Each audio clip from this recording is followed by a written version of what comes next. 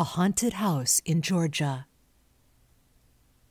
The following account is taken from the report of the San Francisco Examiner and is certainly one of the most striking cases of the character on record. It is not put forward as strictly evidential, but its interesting nature certainly warrants its insertion in this volume. Soon after the Walsinghams took up their abode in their new home, they began to be disturbed by strange sounds and odd phenomena. These disturbances generally took the form of noises in the house after the family had retired and the lights had been extinguished. Continual banging of the doors, things overturned, the doorbell rang, and the annoying of the house dog, a large and intelligent mastiff. One day Don Caesar, the mastiff, was found in the hallway barking furiously and bristling with rage, while his eyes seemed directed to the wall just before him. At last he made a spring forward with a hoarse yelp of ungovernable fury, only to fall back as if flung down by some powerful and cruel hand. Upon examination, it was found that his neck had been broken. The house cat, on the contrary, seemed rather to enjoy the favor of the ghost, and would often enter a door as if escorting some visitor, whose hand was stroking her back. She would also climb about a chair, rubbing herself and purring as if well pleased at the presence of someone in the seat. She and Don Caesar invariably manifested this eccentric conduct at the same time, as though the mysterious being were visible to both of them. The annoying visitant finally took to arousing the family at all hours of the night by making such a row as to render any rest impossible. This noise, which consisted of shouts, groans, hideous laughter, and a peculiar, most distressing wail, would sometimes proceed, apparently, from under the house, sometimes from the ceiling, and at other times in the very room in which the family was seated. One night Miss Amelia Walsingham, the young lady daughter, was engaged at her toilet when she felt a hand softly laid on her shoulder. Thinking it her mother or sister, she glanced at the glass before her, only to be thunderstruck at seeing the mirror reflect no form but her own, though she could plainly see a man's broad hand lying on her arm. She brought the family to her by her screams, but when they reached her, all sign of the mysterious hand had gone. Mr. Walsingham himself saw footsteps form beside his own while walking through the garden after a light rain.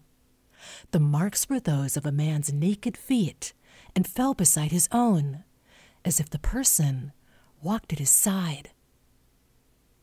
Matters grew so serious that the Walsinghams became frightened and talked of leaving the house, when an event took place which confirmed them in this determination.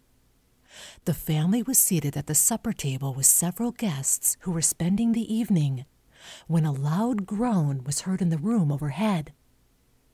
This was, however, nothing unusual, and very little notice was taken of it, until one of the visitors pointed out a stain of what looked like blood on the white tablecloth, and it was seen that some liquid was slowly dripping on the table from the ceiling overhead.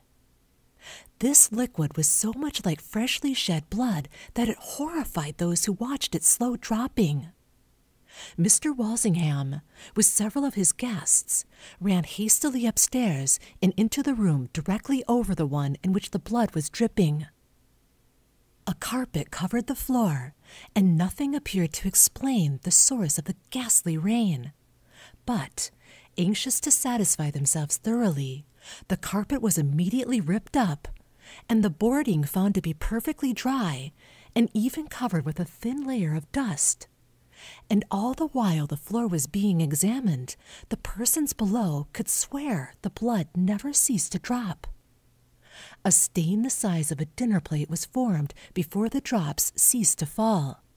This stain was examined the next day under the microscope, and was pronounced by competent chemists to be human blood.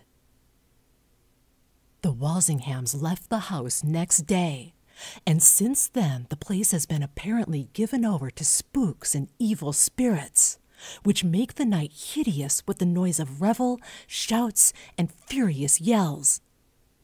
Hundreds from all over this county and adjacent ones have visited the place, but few have had the courage to pass the night in the haunted house. One daring spirit, however, Horace Gunn of Savannah, accepted a wager that he could not spend 24 hours in it, and did so, though he declares that there is not enough money in the country to make him pass another night there. He was found the morning after by his friends with whom he made the wager in a swoon. He has never recovered from the shock of his horrible experience, and is still confined to his bed suffering from nervous prostration. His story is that shortly after nightfall he endeavored to kindle a fire in one of the rooms and to light the lamp with which he had provided himself, but to his surprise and consternation found it impossible to do either. An icy breath, which seemed to proceed from some invisible person at his side, extinguished each match as he lighted it.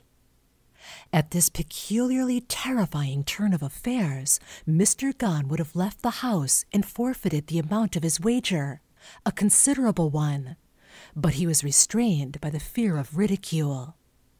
He steadied himself in the dark with what calmness he could, and waited developments.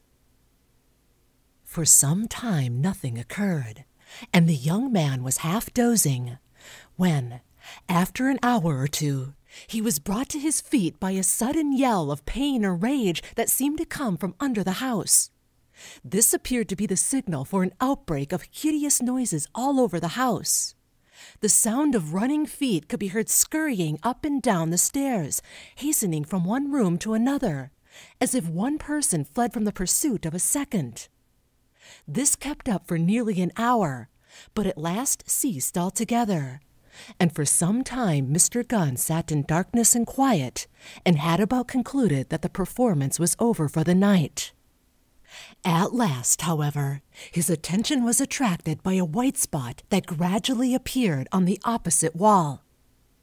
The spot continued to brighten until it seemed a disk of white fire, when the horrified spectator saw that the light emanated from and surrounded a human head, which, without a body or any visible means of support, was moving slowly along the wall, about the height of a man from the floor. This ghastly head appeared to be that of an aged person, though whether male or female it was difficult to determine. The hair was long and gray, and matted together with dark clots of blood, which also issued from a deep, jagged wound in one temple. The cheeks were fallen in, and the whole face indicated suffering and unspeakable misery.